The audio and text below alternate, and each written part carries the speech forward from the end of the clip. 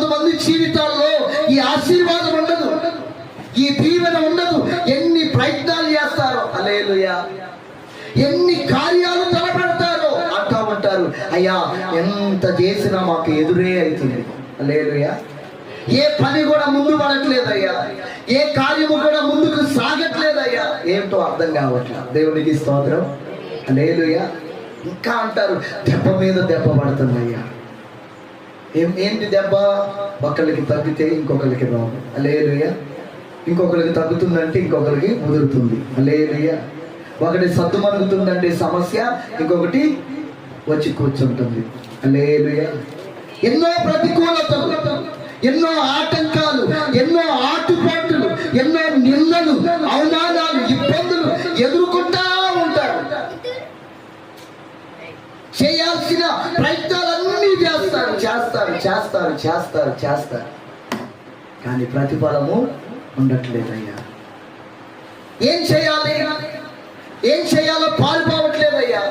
అగ్ని గ్రంథంలో కూడా ఒక మాట అంటాడు, ఇదిగో మీరు ఎంత కష్టపడినా మీ యొక్క కష్టాతీతం చిల్లు సంచులో అయినట్లుగా ఉంది.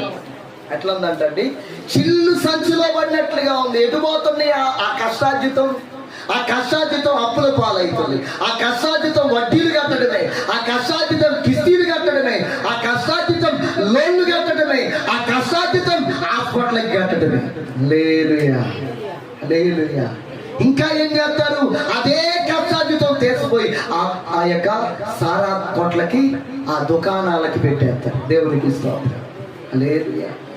ఇంకా బ్రతక నేర్చినోడు, ఇంకా రకరకాల చెడు అలవాట్లు కలిగినోడు ఆ కొంపలో పోయి ఈ కొంపలో పోయి తగలేస్తా ఉంటాడు. దేవునికి స్తోత్రం చెప్పండి ఒకసారి. హల్లెలూయా. అవునా కాదండి? పగలంతా కష్టపడతారు, రెక్కలు మొక్కలు చేసుకొని కాయ కష్టం అంతా పడతారు. పడిన తర్వాత ఏడిపోతుంది నీ కష్టం? ఎటు పోతుందో ఏమో అర్థం కావట్లా. ఏంటంట? గద్దొచ్చి పిల్లల్ని ఎత్తకపోయినట్టుగా, కోడి పిల్లల్ని ఎత్తకపోయినట్టుగా అయిపోతున్నాయి అయ్యా. దేవునికి స్తోత్రం. కూర్చొని తింటే ఏమైందంటే కొండలైనా కరిగిపోతుంది, కానీ కూర్చొని తినట్లేదు మనం. హల్లెలూయా. ఇంట్లో వాళ్ళకి పెట్టట్లేదు. దేవునికి స్తోత్రం. ఏమైతుంది? There is something wrong. దేవునికి మహిమ కలుగును గాక.